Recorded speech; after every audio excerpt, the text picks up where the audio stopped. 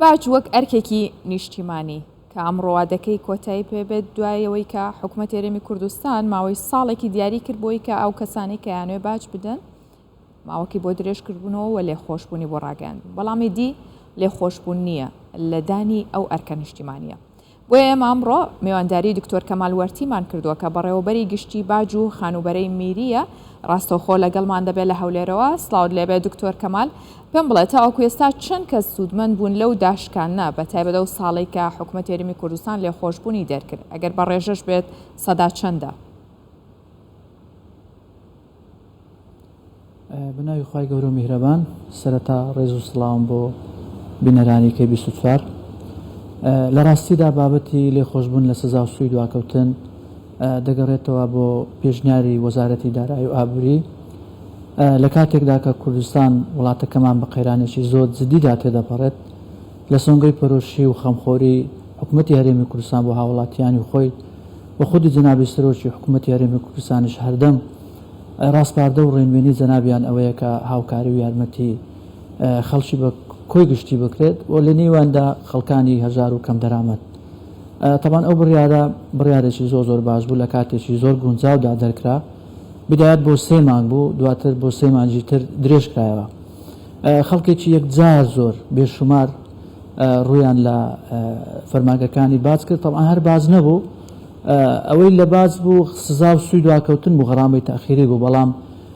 هەموو ئەو قەرزانەی تر قەرزی نیشتەجێبوون و زەواج و جۆرەکانی تری قەرز شمولی ئەو بڕیارەیان کرد بە 115. بەڵام ئەمڕۆ دواوادە بوو بۆ ئەو بڕیارە. بەڵام هەر لێرەوە و لە خودی قەرارەکەش ئەوە نووسایە کە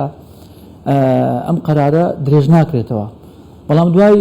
داواکاریەکی زۆر لەلایەن کۆمەڵی خەڵک، لەلایەن ژووری بازرگانی هەولێر، سلێمانی و زۆر لە چین و توێژەکانی کۆمەلگا کە ئەو ڕۆژانەی وەبەر عوتڵەکەوت بەشێکی زۆری ئەو قەرارەکە دەرچوو بەبەر عوتڵەی بەبەر پشووی فەرمیکەوت. بۆیە ئێمە دوای مشاوەڕەکردن لەگەڵ جەنابی وەزیری دارایی جەنابیان ڕەزامەند بوو کە ئەو ڕۆژانەی بەبەر عوتڵەکەوتوە لەو قەرارە دەربێت، لەبەر ئەوی خەڵکێکی زۆر بەهر هۆکارێک لە هۆکارەکان نەیتوانیوە سەردانی دام و دەستگاکانی باز بکات و بازەکانی خۆیان پاکتاو بکەن. لەوانەیە خەڵکێکەوی لە دەرەوەی وڵات بوو لەوانەیە ئەو کاتەکەواتێ سایەوە ماوەکەتان درێژ کردەوە وەکو قەرەبووی ئەو ڕۆژە پشوانە کەواتە نزیکی چەند ڕۆژەکە بێ هەفتەیەک دیکە قەرەبووەکە چەندە بەگشتی؟ یەکەم کەناڵە دەمەوێت ئەو مژدە خۆشە بە خەڵکانی کوردستان ڕابگەێنم. ئەکید مژدەیە بە ئەو خەڵکانی کە پارە قەرزدارن، چونکە قەرزی حکوومەت هەر دەبێت بدرێتەوە، خۆ ئەو ڕۆنە بێت سبەی بێت هەر حکوومەتێک بێت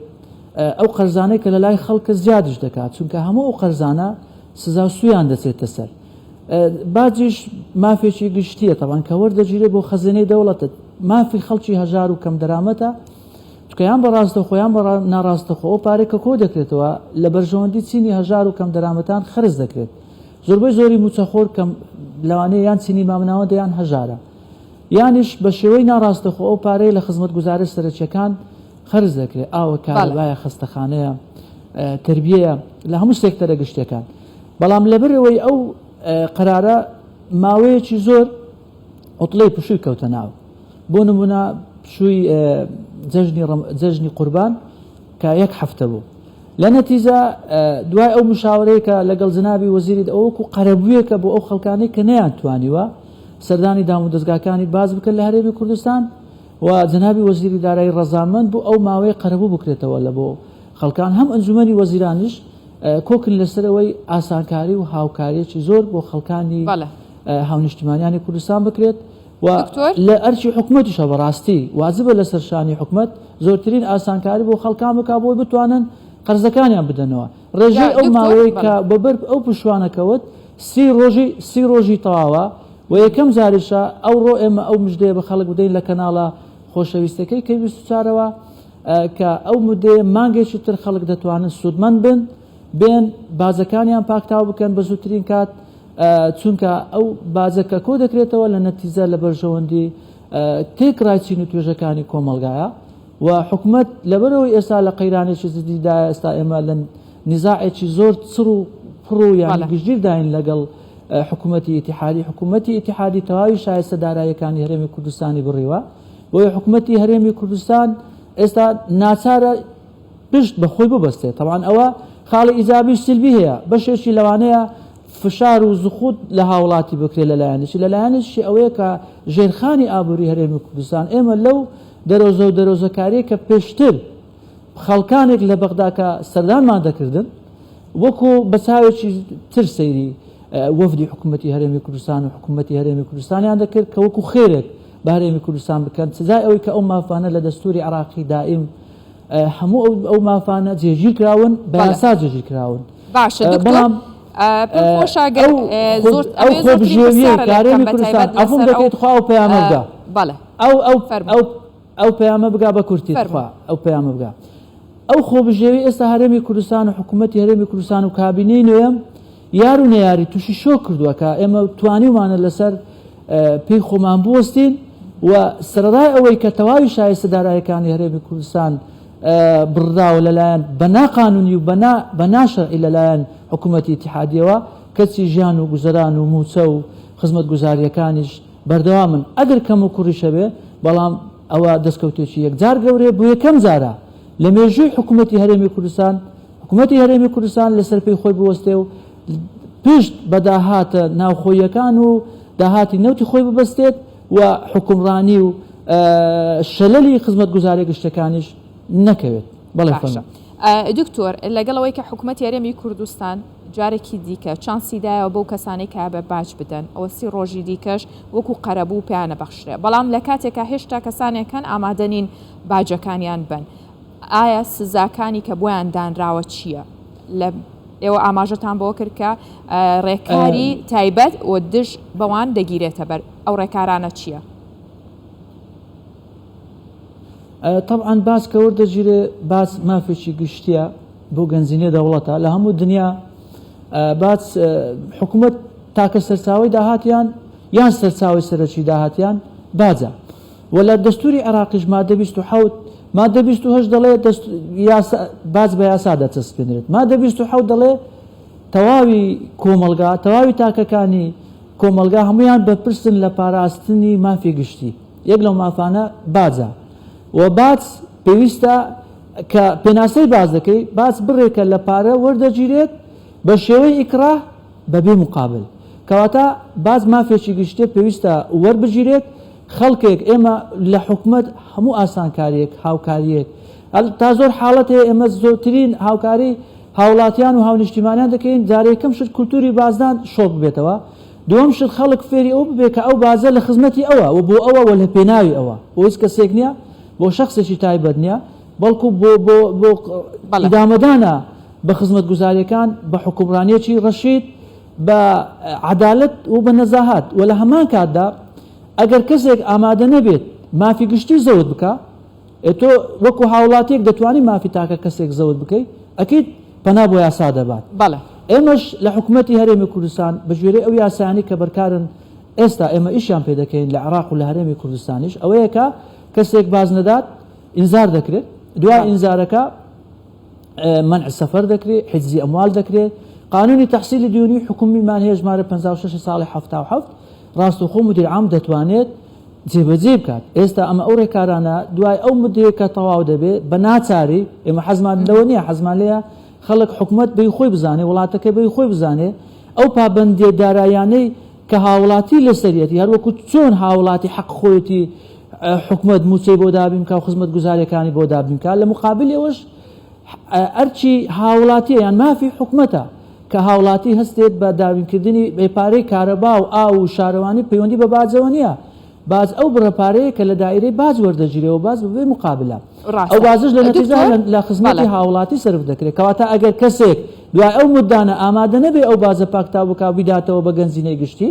ئێمە ناچارین ڕێکاری یاسایی تون بگرینە بەرامبەر ئەو خەڵکانە چونکە ئێمەوە ساڵێک 2 ساڵە هاوار دەکەین دەڵێن پێمان خۆشە خەڵکان بە خۆیان بێن نەک بە باشە دکتۆر ئەو باجە زیاد کراوە ئەو باجی کە داتانناوە زیاد کراوە یاخود ڕێکخراوە داهاتی ناوخۆ ڕۆڵیان چییە لە بەرزکردنەوەی ژێرخانی ئابووری یاخود بڵین داهاتی باج سەدا چەندی کۆی داهاتی ناوخۆی پێکهێناوە؟ لە ڕاستیدا باج بە هیچ زۆرێک زیاد نەکراوە چونکە باج پێویستی بە یاسایە وەکو باسم کرد پێشووتر ئەو یاسایانە پەرلەمانی کوردستان تعدیلیان کردوتەوە زۆربەی یاساکان ئێستا فەرقی باز لێرە لەگەڵ ناوچەکانی دیکەی عراق فەرقی هەیە لە بەرژەوەندی خەڵکی کوردستان تەواوی یاساکانی باز ئەو بڕگانی پەیوەندیدارن بە هاوڵاتیەوە زۆربەی زۆریان بە کەم دەرامەتەوە هەموار کرانەوە ڕێژەی ئیعفاعات ڕێژەی تەنزیل هەموو ئەو ڕێژانە لە بەرژەوەندی هاوڵاتیانی هەرێمی کوردستان کەم کراونەتەوە بەڵام ئەوەی کە ئێمە ڕێکار و میکانیزم و ئالێتی وەرگرتنی بازمان ڕێخستۆتەوە بە جۆرێک تەهڕوب ڕێگریمان کردووە لە تەهڕوب فەساد ئەو خەڵکانەی کە دەستی فەسادیان هەبووە و بەڕاستی تونترین ئیجرعات بە سەدان کەیس دراون بە دادگاکان ئیجرعاتی قانونیان لەگەڵ کراوە بەدەیان خەڵک منع سەفەریان لەسەردانراوە بەدەیان شوێن بەهۆی نەدانی باجەوە داخراون و تەرکیزی تەواوی ئێمە لەسەر دیسان فەرمانی و فەرمایشتی جەنابی سەرۆکی حکوومەتی هەرێمی کوردستان تەرکیزمان لەسەر کۆمپانیا گەورەکان بووە هەر بۆیە کە داتاکان ئێمە زۆرجار لە علمی ئیقتصاد دەڵێن داتاکان ژمارەکان قسە دەکەن زۆربەی زۆری داهاتی هەرێمی کوردستان لەباس کۆکراوەتەوە ئەو ڕێژەی دیاریتان بازەر بێت لەسەر چ بنەمایەک ئەو پەیامەش بابگا ئەفۆن دەکەی ئەو بابەتە زۆر گرنگە 180 داهاتی باز کە لە هەرێمی کوردستان کۆکراوەتەوە ئی کەمتر لە 2000 کۆمپانیایە 120 ئەو داهاتەی کە لە باز کۆکراوەتەوە ئی ملیۆن و نیوێک باز دەرە یعنی ڕێژەکان زۆر بەرچاوەن ڕنگدانەوەی قاعدەی کە لە بازدان هەیە لە علمی قانون و لە علمی محاسبە و لە علمی اقتصادیش کە باز بۆ دەسەپێنرێ سێ قاعدەی گرنگ هەیە قاعدەی مولائەمە هەیە عەدالە هەیە یەقین هەیە کە بێ ئەو قاعدانە جێبەجێ بکەی لەسەر ئەو ئەرقامانەی ما هەمووی ڕەنجی داوەتەوە چونکە زۆربەی زۆری ئەو داهاتانەی کە وەرگیراوە لە چینی دەوڵەمەند و کۆمپانیا گەورەکانە کۆمپانیامان هەیە یەک کۆمپانیا بەقەت 100,000 بازدەر بازی داوە تەمان ئەوە گەورەترین دەستکەوتە و ئەو داهاتەی کە کۆشکراوەتەوە ڕێژەیەکی ئەگەر مقارنە بکەی بەدا بە وڵاتە پێشکەوتوەکان هەتا بە وڵاتانی دەوروبەریش ڕێژەی باز لە هەرێمی کوردستان لە موازنەی خۆمان نزیکەی 150 وڵاتانی دەوروبەر ئێران 160 بەسەرەوەیە وڵاتێکی وەکو ئوردن 170ە وڵاتێکی وەکو تورکیا 165 هەرێمی کوردستان 105 ئەگەر بێ سەیری وڵاتە نەوتیەکانیش بکەی لەوانەیە زۆر خەڵک باز لێ بکە ئێمە وڵاتێکی نەوتین بۆ باچکۆ بکەینەوە ئەگەر ئێمە سەیری ئێستا وڵاتە خەلیجیەکان بکەین زۆربەی هەرە زۆریان لە ساڵی 2016 ئیسلاحی بازیان دەست پێ کرد لە ئیمارات لە قەتەر لە بەحرێن لە سعودیا چوار زۆر بازیان سەپان ئێستا داهاتی باجی سعودیان وڵاتێکی وەکو ئیمارات زیاترە لە داهاتی نەوت یعنی ئەوە پەیوەندی بەوەی وەنیە ئەو وڵاتە نەوتیە یان نانەوتیە ڕێخستنەوەی داهاتەکانی ناوخۆ ئەرکێشی نیشتیمانی نەتەوەی ئەخلاقی سەرجەم کۆمەلگایە چونکە ئەگەر ئەو داهاتە نەبێت لە شۆکی دابەزینی هەڵبەز و دابەزینەوەت استقراری سیاسی کۆمەڵایەتی سلمی اجتماعی سلمی اقتصادی هەمووی تێک دەچێت باڵانس و تەوازون نامێنێت لە نەتیجە ئەو وڵاتە بەرەو داخوران و لە ناوچوون و بەژمەینەتی و بەردەوام بەرەو لە ناوچوون دەچێت بەڵام وڵاتێک کە ژێرخانی ئابووری پتە و بەهێز بوو توانیمان داهاتەکانی ناوخۆ کایە و پایە و کۆڵگەکانی اقتصادتان تەنیا یەک کۆڵگە نەبوو لەسەر کۆمەڵێک کایە و پایە بنیادرا ئەو وڵاتە بە ئاسانی ناڕوخێت ئەوە علم ئەوەمان پێ دەڵێت بۆیە ڕێخستنەوەی ئەو داهاتانە هەر ئەرچی حکومەت و کەمال و زەید و عەمر نییە پێویستە هەمومان بەیەکەوە لە پشت و پەنای دەوڵەتی خۆمان بین حکومەتی خۆمان بین بۆ ئەوی بتوانین لە ئایندەیەکی نزیکدا لەسەر پێی خۆمان بوەستین وەسبەی ئێمە بتوانین داوای دروستبوونی دەوڵەتیش بکەین ئەگەر وڵاتێک بەهێز نەبێ اقتصادی بەهێز نەبێ ئەو وڵاتە تووشی شۆک دەبێ هەردەم هەموو کاتێک لە لێواری داڕوخان و لە ناوچووندا دەبێت. بەڵێ دکتۆر کەمال وەرتی بەڕێوەبەری گشتی باج و دەرامەتی باج و خانوبەرەی میری لەگەڵمان بووی سوپاس بۆ زانیاریەکانت سوپاس کە لە کوردستان 24ەوە ڕاتانگەیان بۆ ماوەی مانگێکی دیکە قەرەبووی و کەسانە دەکرێتەوە کە دەیانەوێت باجەکانیان بدەن سوپاس بۆ تۆ.